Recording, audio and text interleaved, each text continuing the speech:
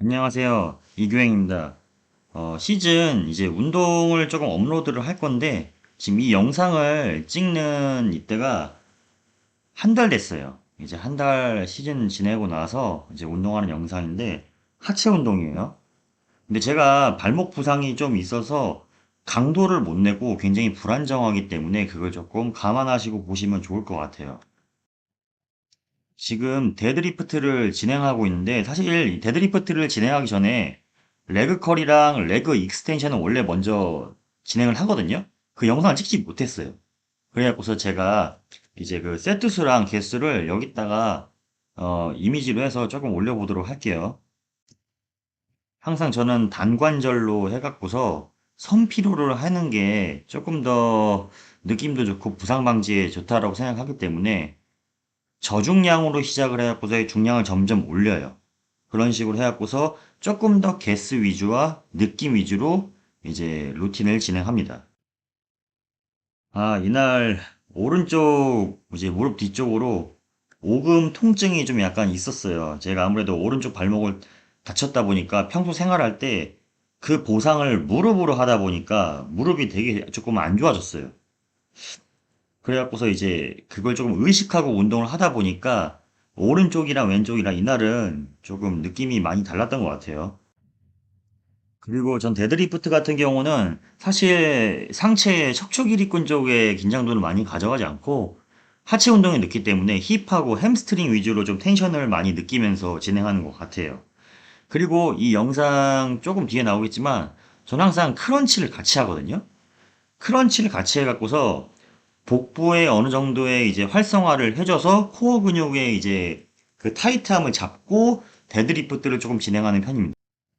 이 복부 코어의 안정화가 돼야 후면부 전체의 자극이 조금 쫀쫀하게 잘 느껴지거든요. 이거는 조금 해보신 분은 알 거예요. 근데 이제 웨이트를 좀 하신 지 얼마 안 되신 분들 같은 경우는 저처럼 이렇게 크런치로 하는 것보다는 이제 브릿지기예요.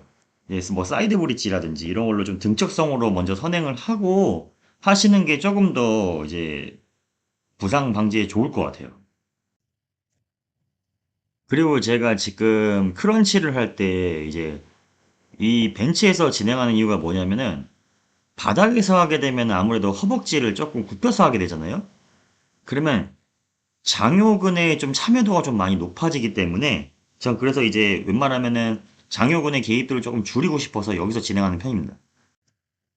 그게 뭔 소리냐 할 수도 있는데 그 유명한 서적 중에 뉴만이라는 책이 있어요. 거기에도 이제 복부 크런치에 대한 내용이 나오거든요. 그거 보시면 조금 더 이해가 잘 되실 거예요. 그리고 크런치를 진행할 때 저 같은 경우는 손을 머리 뒤를 받치고 있지만 머리를 누르는 게 아니에요. 정말 머리 무게만 딱 받치는 정도로 해서 턱을 조금 당겨왔고 이제 그 흉쇄 유돌근의 이 자기 주장을 조금 줄인 상태에서 크런치를 진행하는 게 복부 쪽 전체의 느낌을 잡기가 더 좋아요. 그래서 저는 이거 항상 진행할 때 지금 내려가는 동작을 천천히 하죠. 저기에서 이제 수축력을 최대한 잡고서 신장 수축 위주로 조금 진행하도록 합니다. 크런치는 무조건 완전 자극 위주로 하셔야 합니다. 다음 종목은 레그 프레스입니다. 발목이 아파서 레그 프레스를 조금 진행하고 있습니다. 약간의 조상신의 서포트를 조금 얻어서라도 부상 방지를 위해서 레그 프레스를 조금 깔짝깔짝 진행하는 겁니다.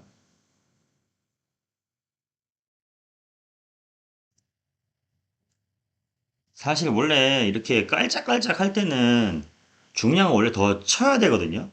근데 제가 이제 시즌을 다시 시작한 지가 얼마 안 돼서 갑자기 이제 늘리는 동작을 확 하게 되면 다칠까 봐. 안 그래도 발목이 안 좋아서 적당한 중량으로 깔짝깔짝 하면서 이 허벅지에 대한 긴장도만 안 떨어지게 하려고 노력하면서 하는 거예요.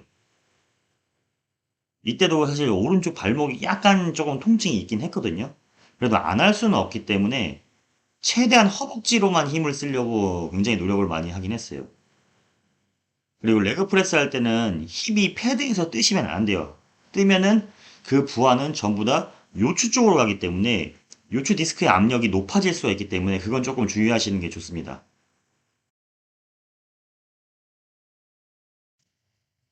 다음 종목으로는 이제 카프레이즈를 해갖고서 발목을 너무 안 쓰면 이제 오히려 뭐랄까 회복이 좀 더딜 수가 있고 발목에 대한 이제 근육에 대한 패턴이 조금 안 좋을 수 있기 때문에 카프라이즈를 살살 조금 맨몸으로 진행했어요. 원래는 한 발씩 해갖고서 하던가 무게를 치는데 이때는 제가 발목을 처음 움직이는 거기 때문에 이런 식으로 조금 약간 재활 개념으로 좀 한다고 보시면 될 것 같아요. 그리고 하체 운동 같은 경우는 뭐 개인적인 생각이지만 생각보다 이제 지구성이 좋기 때문에 개수를 많이 하시는 게 좀 좋지 않나 저는 그렇게 생각을 합니다. 지금 영상으로 보게 되면 하체 운동 몇 개 안 한 것 같은데 레그 컬, 그 다음에 레그 익스텐션, 그 다음에 데드리프트, 레그 프레스, 카프레이즈까지 총 5종목을 했어요. 원래는 제가 발목을 다치지 않았을 때 스쿼트를 조금 중량 위주가 아니라 전체적인 협응성 위주로 몸풀기용으로 해갖고서 원래 스쿼트 2세트, 3세트를 적당한 중량으로 조금 하는 편이긴 하거든요. 근데 요번 시즌은 조금 쉽지 않을까라는 생각을 하긴 해요. 물론 이제 피지컬하고 해갖고 하체 운동을 조금 등하시하는 거는 약간 없잖아 있긴 한 것도 같긴 해요. 네, 하체에 큰 부담은 없습니다.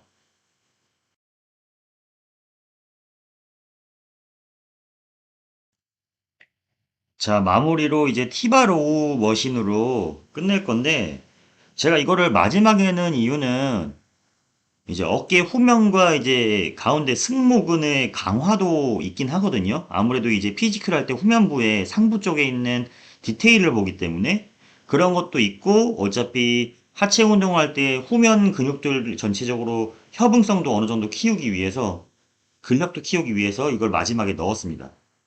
보시면 알겠지만 저 같은 경우는 최대한 이제 늘리는 동작에서 신장 수축을 최대한 천천히 느끼면서 가져가고 올려서 잠깐 멈춰서 단축선 수축도 최대한 가져가고 이런 식으로 트레이닝을 하고 있어요. 그리고 약간의 흉추의 후만도 조금 하면서 조금 더 날개뼈를 앞쪽으로 늘리려는 동작을 조금 많이 진행하고 있어요.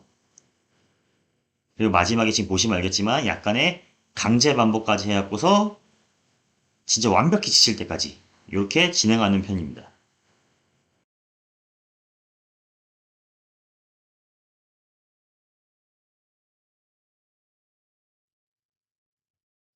그 다음에 마무리로 하체 스트레칭을 진행합니다.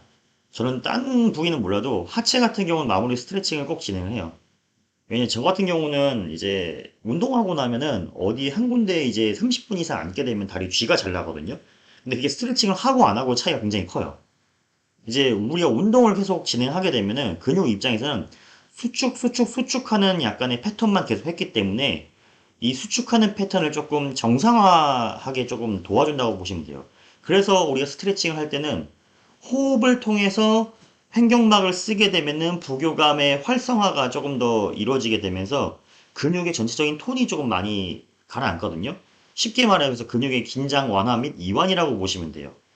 그럼으로 인해 갖고서 혈액순환의 개선도 도와주기 때문에 이제 회복 같은 경우도 좀 더 빨라진다고 볼 수 있죠.